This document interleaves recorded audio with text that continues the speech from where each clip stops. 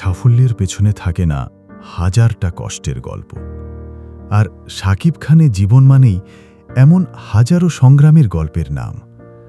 ক্যামেরার ঝলকানির পেছনে ছিল না ঘরের কোনো ক্ষমতাবান পিতা, ছিল না কোনো প্রযোজকের হাত, শুধু ছিল একটা আগুন যেটা তার ভেতরে প্রতিদিন জ্বলত নিজেকে প্রমাণ করার জন্য। প্রথম দিকে সিনেমা করলেও দর্শকটাকে মেনে নিতে পারেনি। মিডিয়া বলতো শাকিব খান নায়ক হওয়ার মতো না, অনেকে বলতো তার চেহারায় নায়ক সুলভ কিছুই নেই।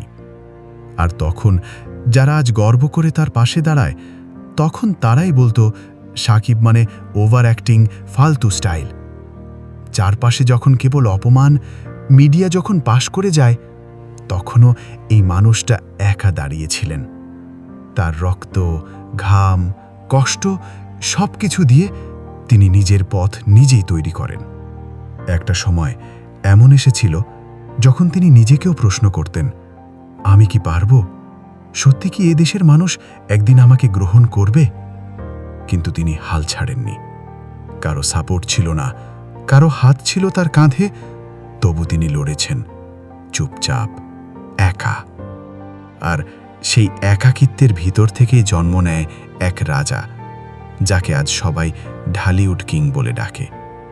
আজ যারা বলে শাকিব খান মানেই সুপারস্টার, তাদের কেউ দেখেনি সেই অন্ধকার সময়টা, যে সময়টায় তিনি ছিলেন একাকী, একা।